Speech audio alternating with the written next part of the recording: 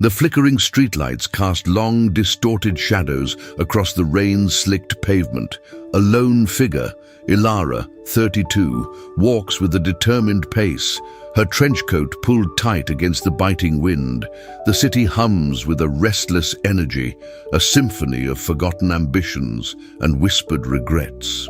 This is the stage, and Elara, though she doesn't know it yet, is about to confront a mystery far more intricate than any detective novel she's ever devoured. It's a mystery woven into the very fabric of her own being, a hidden architecture of choices and consequences. Before we delve deeper into Elara's unfolding narrative, if the intricate dance of human behavior and the invisible threads that bind our lives together captivate your mind, consider subscribing to Invisible Patterns. Join a community of introspective thinkers who seek profound clarity, not superficial answers, in the labyrinth of the human psyche. Elara, a brilliant architect, had always been drawn to structure. Lines, angles, the meticulous planning that brought grand visions to life. Her designs were lauded for their elegance and practicality, yet her own life often felt like an unfinished blueprint, perpetually under renovation. She'd recently landed her dream project, designing a new wing for the city's prestigious art museum, a commission that promised to elevate her career to unparalleled heights. But as the deadline loomed, a familiar, insidious pattern began to emerge. It started subtly, a missed alarm here, a forgotten meeting there. Then came the late nights, not spent immersed in design, but lost in endless scrolling or staring blankly at the ceiling, the weight of unstarted tasks pressing down on her. Her once pristine workspace became a testament to procrastination, littered with half-eaten takeout containers and crumpled sketches. The sharp, decisive lines of her designs blurred into a hazy uncertainty. She knew what needed to be done. She possessed the skill, the intellect, the very passion for her craft. Yet something held her back, a phantom limb dragging against her progress. This wasn't a sudden onset of incompetence. It was a recurring theme, a silent saboteur that had shadowed her triumphs for years. Consider the case of the perplexing almost achiever.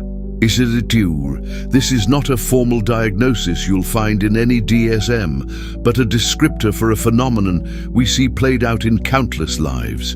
These are individuals of immense potential, often highly intelligent and capable, who consistently fall short of their own aspirations, not due to external obstacles, but due to an internal resistance.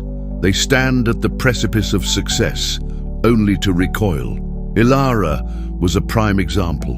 Her professional career was a series of almost there moments, brilliant starts that inexplicably fizzled out just before the finish line. Her personal life mirrored this perplexing pattern. Relationships, though initially vibrant and promising, would inevitably fray. She'd find herself pushing away genuine connection, creating distance where intimacy was sought. Her last serious relationship, with a kind and understanding man named Mark, ended abruptly after she sabotaged a weekend getaway they had meticulously planned. A sudden, unfounded argument, a flurry of accusations, and then a swift retreat into isolation. Mark, bewildered, had tried to understand, but Elara had offered no explanations, only a cold, impenetrable wall. She remembered the sting of his hurt, the quiet disappointment in his eyes, and the hollow ache that followed her self-imposed solitude. Yet, she had done it again. The mystery deepens when we acknowledge that this isn't a conscious choice. No one wakes up desiring to undermine their own happiness or success. The saboteur operates in the shadows, a master of disguise, often masquerading as logic, necessity, or even self-preservation. It is the hidden psychology of self-sabotage, a complex interplay of unconscious drives and deeply ingrained patterns. Let's trace Elara's timeline, not just of her recent project, but of her behavioral history. From a young age, Elara exhibited a keen intellect, often excelling in school. However, she also displayed a peculiar habit. Just before major exams or competitions, she would experience crippling anxiety, often leading to last-minute panic or even feigned illness. Her parents, well-meaning but often preoccupied, attributed it to nerves. This encouraged her to power through, never quite understanding the depth of her internal struggle. Her mother, a highly critical woman with an unyielding pursuit of perfection, had inadvertently laid some of the groundwork for Elara's self-sabotaging tendencies. Her love was conditional, often tied to Elara's achievements. A flawless report card earned a fleeting smile, a minor imperfection, a sharp reprimand. Elara learned early on that true, unconditional acceptance felt elusive. Her father, though gentler, was often absent, emotionally distant, and prone to avoiding conflict. He rarely intervened in her mother's harsh criticisms, leaving Elara feeling unprotected and alone in her struggles. This early environment fostered a core belief within Elara. I am only worthy when I am perfect, but perfection is unattainable. This internal conflict created a profound paradox. On one hand, she strived for excellence, driven by an inherent desire to prove her worth. On the other, the fear of failure, the terror of not measuring up to an impossibly high standard, became paralyzing. And so, the unconscious mind, in its convoluted attempt to protect her from this perceived failure, developed a strategy: self-sabotage. If she never fully committed, if she never truly gave her all, then failure could be attributed to external factors or to her lack of effort, rather than to a fundamental flaw in her being. It was a twisted form of self-preservation, a way to avoid the crushing disappointment of not being enough in her mother's eyes, and therefore in her own. The museum project became a vivid crucible for these dormant patterns. The pressure mounted, and with it, the familiar anxiety. Elara found herself retreating, not from the project itself, but from the process of creation. She'd spend hours meticulously organizing her digital files, a task that felt productive, but was ultimately a distraction from the actual design work. She'd research obscure architectural movements, convincing herself it was necessary background, while the core design remained untouched. This is a classic manifestation of avoidance, a coping mechanism where the individual sidesteps unpleasant thoughts, emotions, or tasks. For Elara, the unpleasant thought was the possibility of not meeting her own and her mother's internalized, impossibly high standards. One evening, staring at a blank CAD screen, a wave of profound exhaustion washed over her. It wasn't just physical fatigue, it was a weariness of the soul, a recognition of the repeating loop she found herself in. She picked up her phone, her fingers hovering over Mark's contact. She yearned for connection, for someone to see through the facade, but the familiar fear of rejection, of being truly seen and found wanting, held her back. This internal conflict, the push and pull between desire and fear, is a hallmark of self-sabotage. The mystery of self-sabotage often lies in uncovering these hidden motivations. Why do we act against our own best interests? The answer frequently resides in our attachment styles developed in early childhood.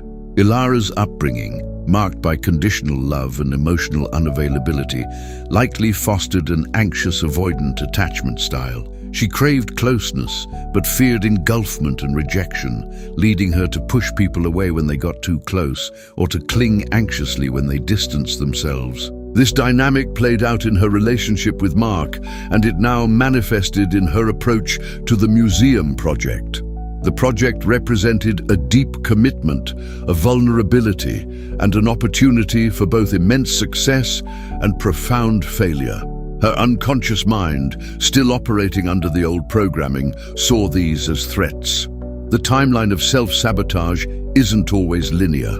It often appears as a series of starts and stops, of bursts of productivity followed by periods of inertia. Elara would have days of intense focus, sketching and modeling with a renewed passion. Then suddenly, an invisible wall would appear, a minor setback, A critical comment from a colleague, or even just the sheer magnitude of the task, would trigger the old patterns. She'd procrastinate, become distracted, or find reasons to doubt her own abilities. This oscillating pattern is a defense mechanism, a way to experience periods of progress without fully committing to the vulnerability of completion. The social context also plays a role. In a society that often glorifies hustle culture and outward achievement, the internal struggles of self-sabotage can feel deeply isolating. Individuals like Elara often suffer in silence, ashamed of their perceived lack of discipline or willpower. They see others seemingly effortlessly achieving their goals, unaware of the complex psychological undercurrents that might be holding them back. The pressure to perform, coupled with an internal narrative of inadequacy, creates a potent brew for continued self-sabotage. The key elements to understanding Elara's situation, and indeed the broader phenomenon of self-sabotage, are 1. Early childhood experiences, the foundational beliefs about self-worth and safety established in formative years. 2. Attachment styles, how these early experiences shape our relational patterns and our approach to commitment. 3. Fear of failure and success, the paradoxical fear of achieving one's goals, often linked to the pressure of maintaining that success or the perceived loss of identity. 4. Unconscious beliefs, the deeply embedded, often unexamined convictions that drive our behaviors without our conscious awareness. 5. Avoidance mechanisms, the various ways we sidestep discomfort, whether it's through procrastination, distraction, or creating conflict. As the museum project entered its final, crucial phase, Elara found herself staring at the deadline calendar, a stark reminder of her dwindling time. The blank space on her screen mocked her. She felt a familiar knot tightening in her stomach, the precursor to another retreat. But this time, something shifted. Perhaps it was the sheer exhaustion of the repeating cycle, or the glimmer of self-awareness that had been slowly building. She remembered a conversation with a former professor who had once noted her tendency to snatch defeat from the jaws of victory. The words echoed in her mind, not as an accusation, but as a recognition. She decided to try something different. Instead of pushing through the resistance, she paused. She closed her laptop and walked to her window, watching the rain continue its relentless descent. She allowed herself to feel the frustration, the fear, the anger at herself, and then she asked herself a simple question: what am I truly afraid of right now? The answer, when it came, was not a sudden revelation, but a quiet whisper from deep within. I am afraid it won't be perfect, and if it's not perfect, I am not worthy. This was the core belief, the invisible pattern that had orchestrated so many of her setbacks.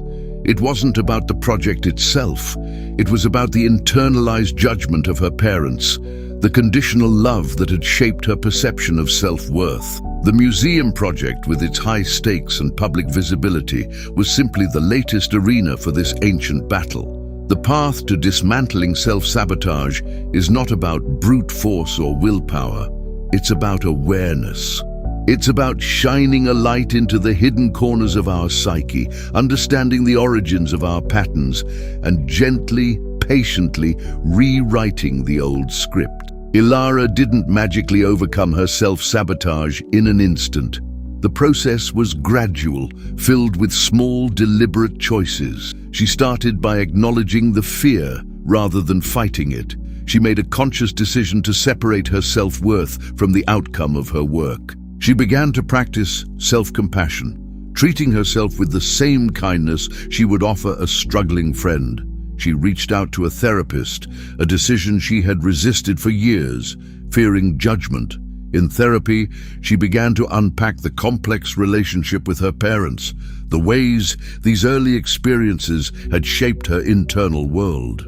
She learned to identify the triggers of her self-sabotage and to develop new coping mechanisms, not to avoid the discomfort, but to navigate it with greater awareness and resilience. Elara didn't produce a perfect museum wing, But she produced an exceptional one, a design that was both innovative and deeply personal. More importantly, she completed it. Not just the physical structure, but the internal journey of bringing it to fruition. The final presentation was nerve-wracking, but this time the anxiety was a manageable hum, not a paralyzing roar. She stood tall, confident in her work, and more importantly, confident in herself, flaws and all. The rain had stopped. A sliver of moonlight pierced through the clouds, illuminating the city like a stage set after a long, dramatic performance. Elara looked out at her city, not as a collection of structures, but as a living, breathing testament to human endeavor, to the constant push and pull between ambition and resistance. She understood now that the greatest architectural feat wasn't just building structures, but building a life where the foundations were strong and the internal patterns, once invisible, were now clearly seen and understood. The psychology of self-sabotage is not a simple villain to be vanquished. It is a complex, often well-intentioned defense mechanism born from our deepest fears and earliest experiences. It requires curiosity, self-compassion, and a willingness to look inward, not for quick fixes, but for profound understanding. If Elara's journey resonates with your own experiences, if you find yourself caught in repetitive cycles, or if the intricate dance of human behavior continues to intrigue you, then you're invited to explore further. This channel, Invisible Patterns, is dedicated to unearthing these hidden dynamics, to providing clarity and consciousness in a world that often feels chaotic. Subscribe to Invisible Patterns to continue this exploration, to deepen your understanding of yourself and the world around you, and to join a growing community of individuals committed to unraveling the profound mysteries of the human mind. Your journey of self-discovery is just beginning.